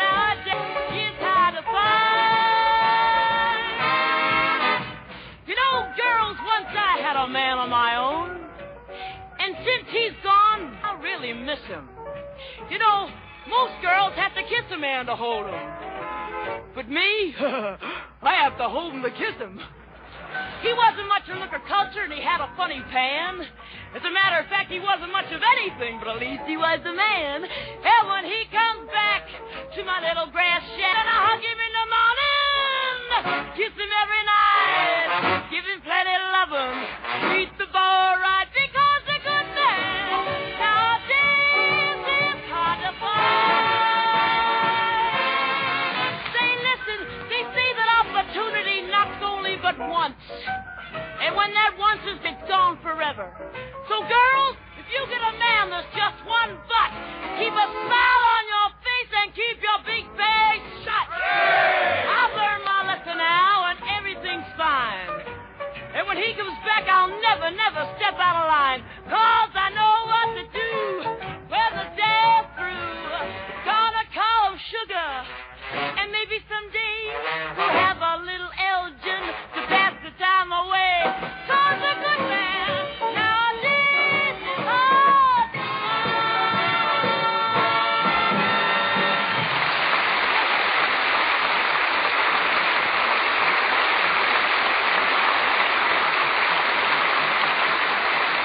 Oh, that's wonderful, Cass. Just wonderful. But tell me, with all the men in your life, how did it happen you never ran into Al Jolson? Well, I guess he wasn't running the same time I was, Don. Well, I tell you what, Cassie. You can be my girl right now. You mean the girl the bells are ringing for, Al? No, Don.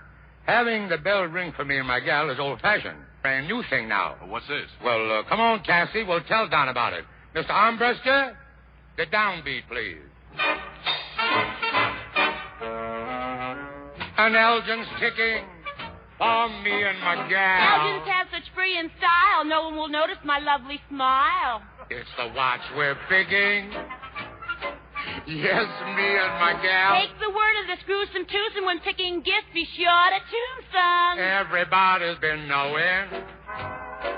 To a jeweler we're going, and the friends will be crowing. Every Susie and Sal. Put it there, Pap. Power mainspring. A root-de-doot-de-doo. That never will rust. Makes Elgin timing the time you can trust. In the West out on the mesas, they are what Elgin's just like aces.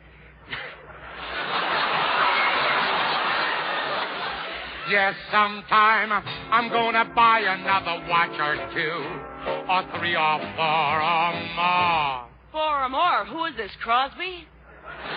It's Elgin for me and my gal. For the benefit of those who are busy picking up broken Christmas balls, the name of this watch is Elgin. It's Elgin for me and my gal. Yes, it's Elgin for me and my Al. Yes, it's Elgin, so good as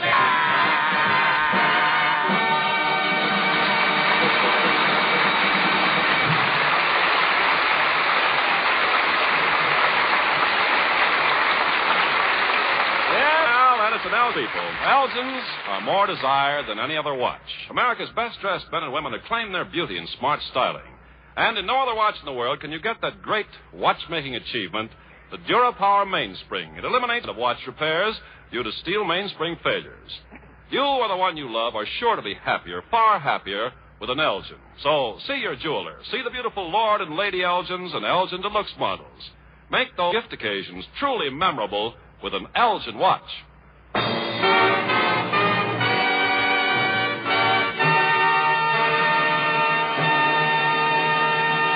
One of the wonderful arias in Richard Wagner's opera, The Flying Dutchman, is the Steersman's Song. It is a particular favorite of the distinguished heroic tenor of the Metropolitan Opera, who is with us today. The Elgin Watch Company is proud to present Laureates Melchior and the Steersman's Song.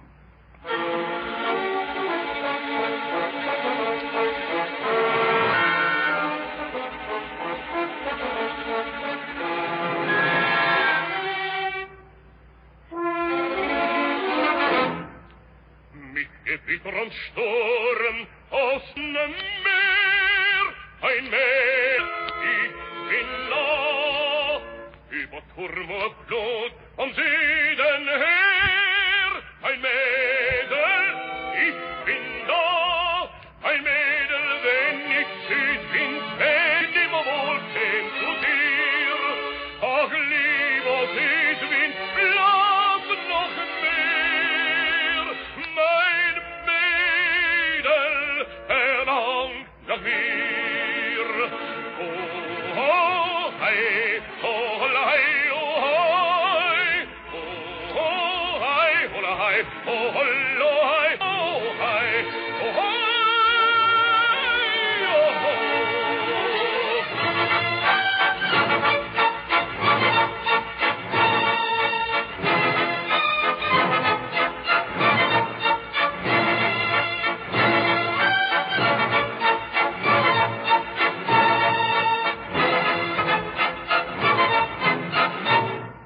Des Südens Gestad in weidem Land, ich habe an dich gedacht, Witter und Meer vom Mohrenstrand, hab dir was mitgebracht, mein Mädel preist den Südwind hoch, ich bring dir ein kühlen Pfand, ach lieber Südwind,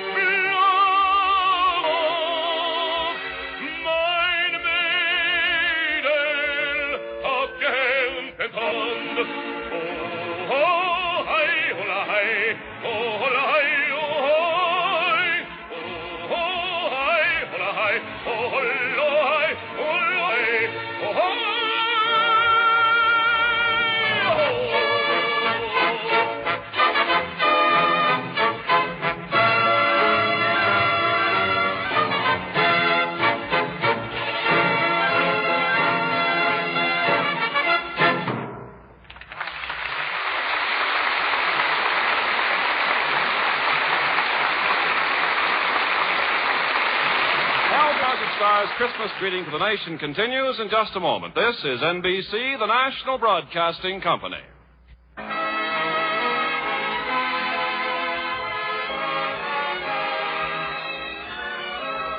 2 hours of stars. The Elgin Watch Company and the Elgin Jewelers' 7th annual 2-hour Christmas Day greeting to the nation continues with Don Amici, Al Jolson, Ozzie and Harriet, Sandra Bakova, Red Ingle, the Elgin Orchestra and Chorus, direction of Robert Armbruster. Again, your host for the 2 hours, Don Amici.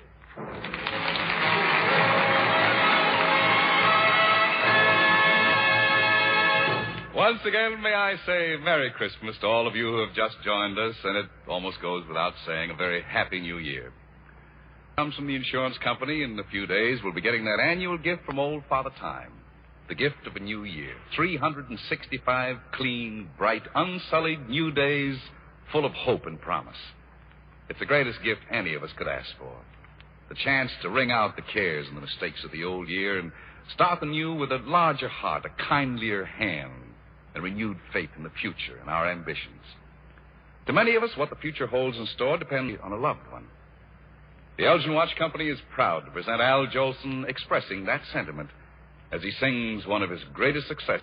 It all depends in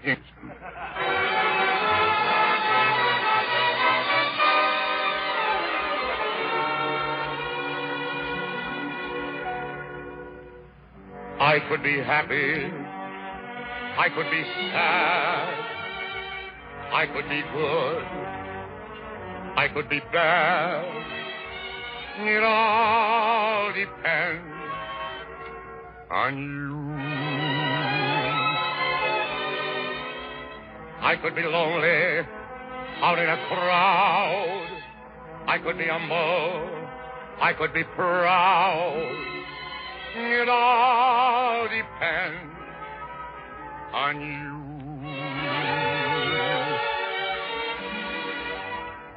I could save money or go right on living, or in it you're to blame, honey, for what I do.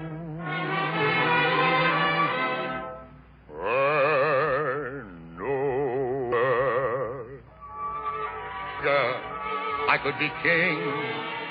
I could be almost any old king. It all depends on you.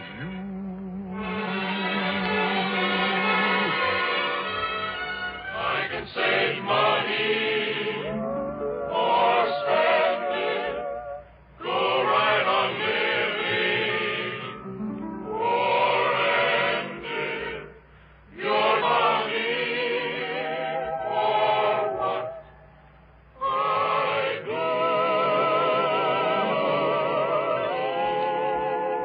I know that I could be beggar, I could be king, I could be almost any old king. It all depends on you. It all depends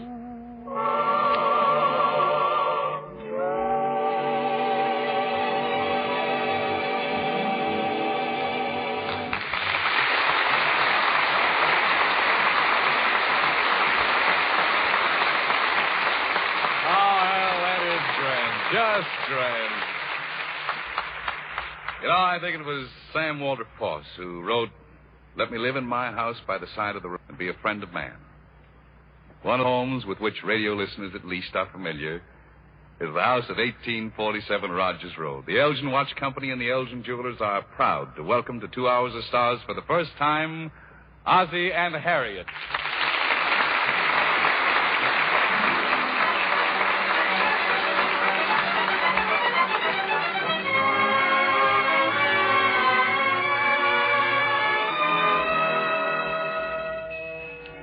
Next to the thrill of opening the Christmas packages, I think the most exciting part of Christmas is trimming the tree.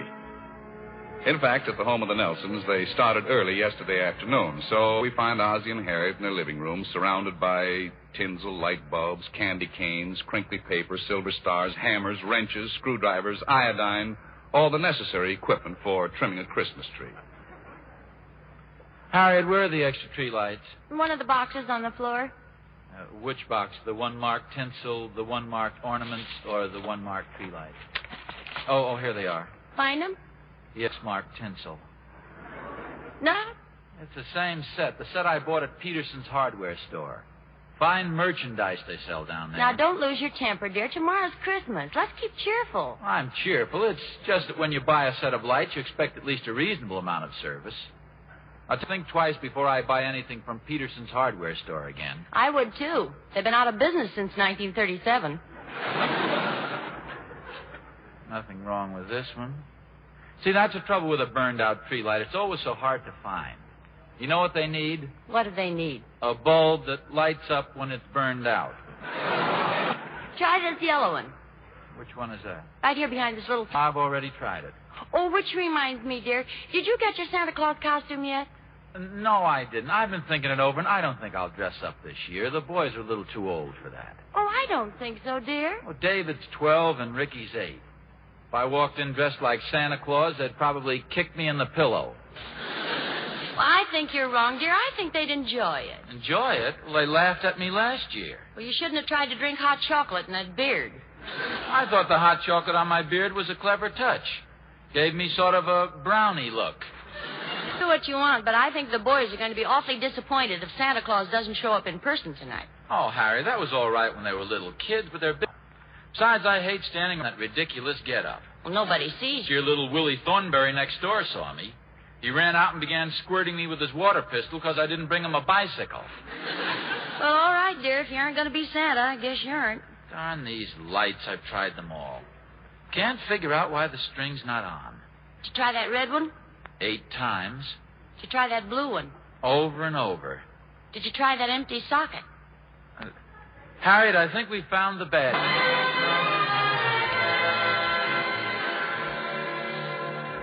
Hi, Oz. Oh, where are you going? Hello, Thorny. Just door. So am I. I'll walk down with you. Boy, have I been having trouble with our tree lights. The center of one of the sockets was bent. I think I made a mistake, though, trying to straighten it with a nail file. You should have seen the sparks. Oh, that's what they're bringing in your living room. I figured you fire or something. Well, they could have been. It blew the fuses. The meter could have blown all the fuses in the neighborhood. That's why I'm going down to the drugstore to get a box of fuses. What are you going down for, Thorny? A box of fuses. Thorny, did your fuses blow, too? Ah, forget it. Look, Christmas cheer to complain about anything. Say, before I forget it, did you get your Oz? No, I didn't, Thorny. I got mine yesterday. I sent the beard back to be cleaned. It had something like hot chocolate all over it.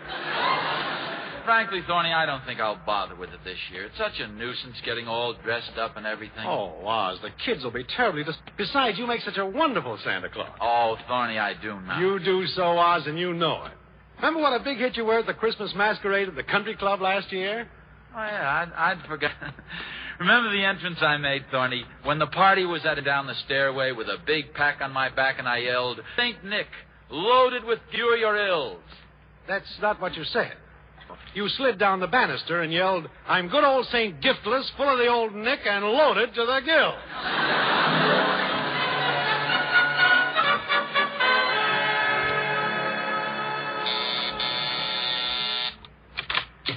Hello, Mrs. Nelson. Remember me? Brother Higgins from the lodge. Oh, of course, Mr. Higgins. Come in. Oh, Brother Nelson around? No, he went down to the drugstore. Oh, nothing serious, I hope. I mean, he didn't go down nor aspirin. No, he blew a fuse. Oh, how dreadful. Here in the house, that is. Oh. Well, I just stopped by to see if you'd like to have your name on our visiting Santa Claus list. Well, what's that? Well, committees at the lodge for each holiday.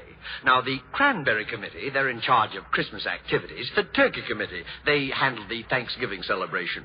Oh, you were at the dance. Yes, we had a lovely time. It was nice, wasn't it? Quite a bit on that dance.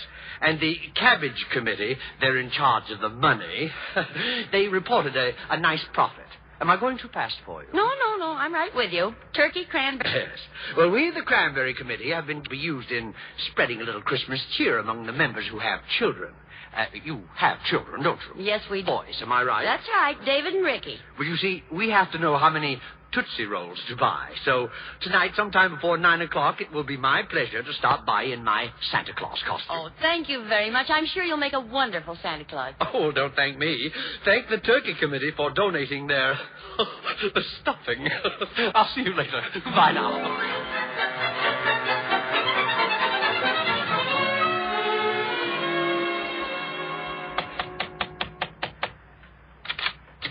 Merry Christmas, Merry Santa Claus. Oh, you're early. How about us for Santa? Well, Mr. Higgins, I'm surprised. No, Harriet, it's me. Oh, Ozzy. Oh, how wonderful. I'm so glad you changed your mind. Don't forget now, this is the last time I dress up for anything. Oh, it was very thoughtful of you, dear. Okay, but it's just because it's Christmas. New Year's Eve, no more of that putting on the three-corner at midnight. Kitchen, I'll call him. Oh, wait a minute. There. You had your stomach under your arm. Looked like you're going on an end run. Really? I thought it looked pretty good. Hey, Mom, Santa Claus is here. I know. Come on in and see him. He's out in the kitchen. He just came over the back. Oh, Santa Claus is in here, and then call him, Ozzy. Merry Christmas, boys. Merry Christmas. But here's Santa Claus, Mom. Merry Christmas. Merry. Geez, two Santa Clauses. Father. Well, my assistant. That is, how are you, son? Merry Christmas. You're looking fine, Dad. Merry Christmas. I have some nice hot cocoa out in the kitchen. Yeah, come on out in the kitchen, Santa Claus. And you too, Santa Claus. Thorny, why did you have to come over? You're messing everything up. I didn't know you were going to dress up, too. Boy, what an outfit you've got on. Pull down that pillow. You look more like Mrs. Santa Claus.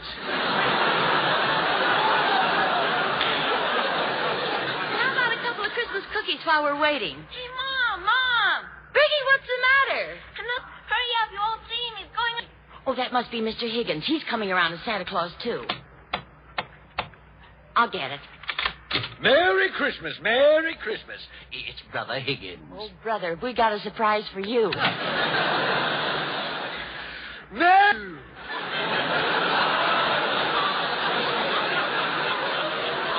Father. Grandfather.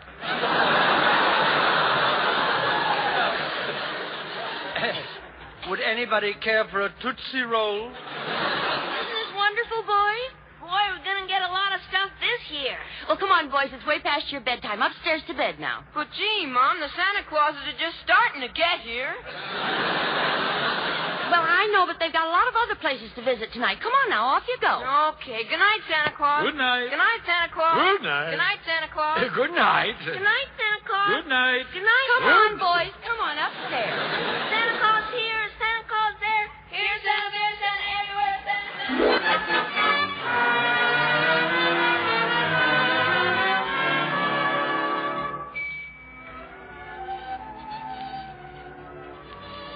Christmas Eve, huh, boy? Yeah. Just you only get to see one Santa Claus. We were lucky, boy. We saw 4. No, we didn't. We only saw 3. Pop, Mr. Thornberry, and Johnny Higgins' father. What about the one I saw? The one that went up the chimney. You didn't see another Santa Claus. You just imagined it. I did not imagine it. I saw the real Santa Claus. That doesn't make any sense. Of all the kids all over the world, why should you be the one to see the real Santa Claus? I don't know, just lucky, I guess. Besides, if you must know, you couldn't possibly see the real Santa Claus. I did so, I tell you. I saw him. Listen, Ricky, you're 8 years old now, and it's about time you knew the truth. You didn't see the real Santa Claus. You couldn't possibly. Oh, no? Why not, wise guy? You may as well know. You couldn't possibly see the real Santa Claus because Claus is at Macy's.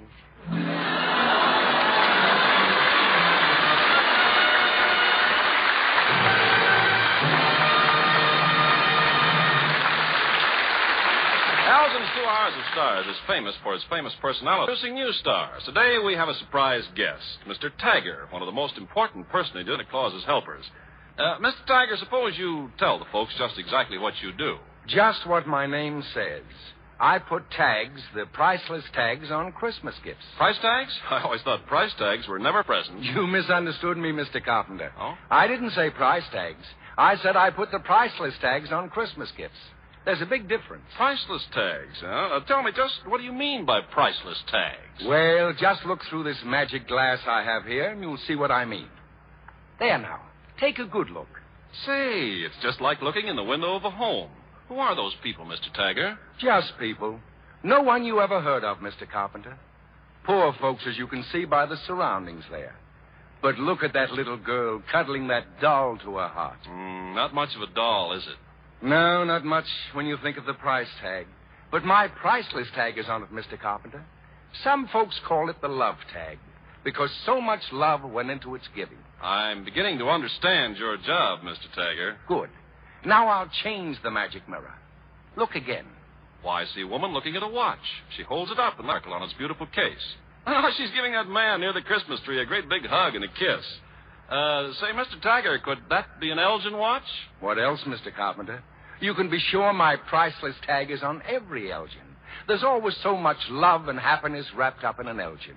Makes my job extra easy. Well, I'm sure of that, Mr. Tiger. Elgin watches have always had a priceless tag. Elgins hold a special place in people's hearts. They're tied closely to all sentimental gift occasions, not only Christmas, but anniversaries, birthdays, Mother's Day, Father's Day, weddings, and graduations. And now, Mr. Tiger, every Elgin watch, including Lord and Lady Elgin's and Elgin Deluxe, carries an extra tag of its own in addition to yours. The DuraPower mainspring that eliminates 99% of watch repairs due to steel mainspring. No other watch in the world has this great aid to permanent timekeeping accuracy. Well, goodbye, Mr. Tiger. Thanks for being with us.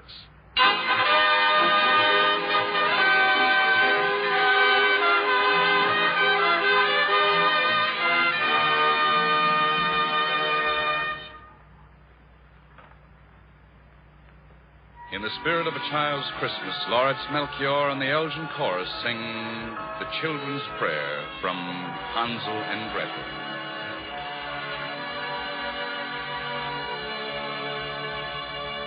When at night I go to sleep, 14 angels soft to peep to my head are guarding, to my feet are guiding, to are on my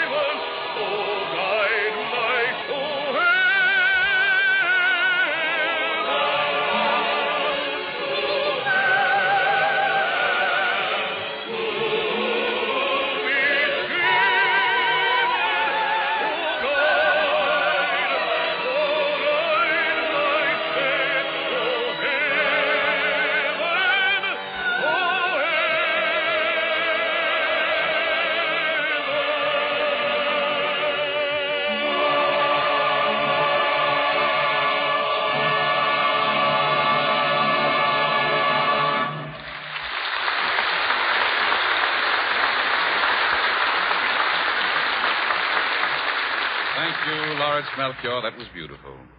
This is Don Amici wishing you a very Merry Christmas on behalf of the Elgin Watch Company, the Elgin Jewelers, and all the stars who joined us here in Hollywood to celebrate this joyous day with you. May every day of the new year bring you the fullest measure of happiness and success. It's been wonderful being with you.